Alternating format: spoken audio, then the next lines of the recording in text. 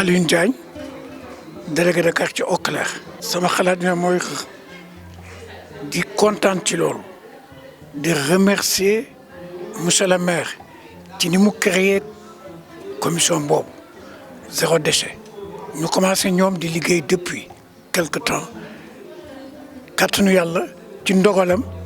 feebar bi dugg ci ñu arrêté woon relancé waat ka nag bi ñu ko relancé ñëw teew kan moo ko jiite madame la maire Fat Diouf ñu koy wax Feuz adjoint Ngoni Thioune directeur technique Ali Sine tey jëlee nañ fi lu bare dañu jàngat ñëw nañ demandé ñu te kooku suñu demandé li xew li seen quartier yan difficulté ngeen am maire bi moo leen ko sant parce que suñu ko waxee difficulté yi ñuy am ci quartier bi daan ko àgge donc ñun kontaan nañu ci délégation bi seen liggéey set na rafet na population bi ñëw les 3 quartiers ñoom ñëpp seen comité teew nañu. Jaminaar Médina Course et Eau Claire seen délégué yi ñu ngi nii taxaw ci sama wet. man El Hadj Kane délégué quartier Jaminaar ànd ak Alioune Diagne muy sunu mag di délégué quartier Eau Claire ak Ndeye Gueye délégué quartier Médina Course Peccili ñu nekk fii ñëwoon ànd ak la mairie si Saint-Louis zéro déchet dal koy rafetlu na ndaxte mi ngi ci moment parce que boo xoolee nii ak pandémie bi fu mu toll set mooy tax feebar bi dem kon set boobu tey ñu jógee vraiment dana tax ñu mën sensibiliser ba ñëpp xam ni set mooy mën tax feebar bi dem kon ci biir dañuy gërëm mairie bi di gërëm Feuz mi nga xam ne moom la envoyé fii en tant que adjoint maire di gërëm Ali Sine mi en tant que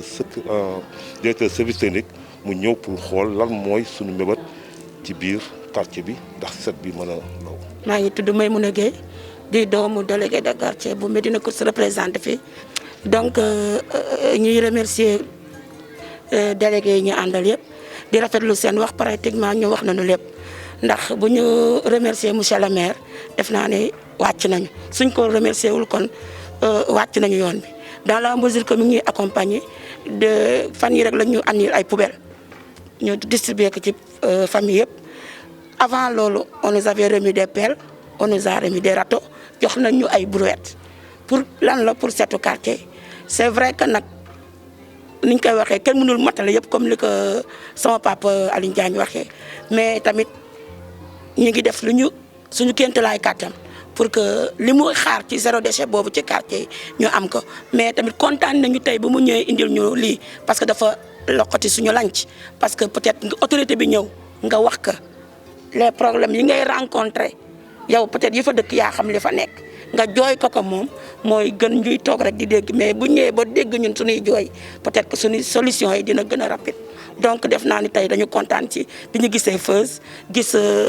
monsieur Ali Sine nga xam ne pratiquement moo yore service technique te yooyu mooy suñu problème eaux usées yeeg eaux pluviales yeeg canaux yi versé wu. kon bi may distribuer poubelles yi rek àndaloon ak CVA bu Médina Course di leen remercier en gros ñoom ñëpp dañu def sensibilisation parce que dañu gis yeneen quartier peut-être gis nañ ci loolu mais ku ñu jox sa poubelle dañ la ko jox pour poubelle.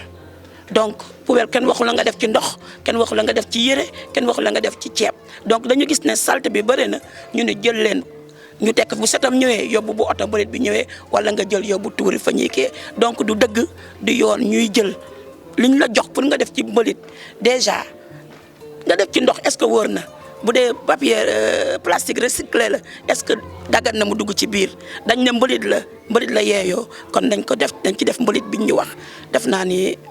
loolooy message bi du pour ndox du pour yére du pour ceeb pour mbalit la ki ko xalaat ba jël ne pour ñu set te def naa ne bu ñu setee ñun ñooy wér suñu njabootee wér suñuy borom këree wér donc nañ ci def mbalit yi ñu tuuri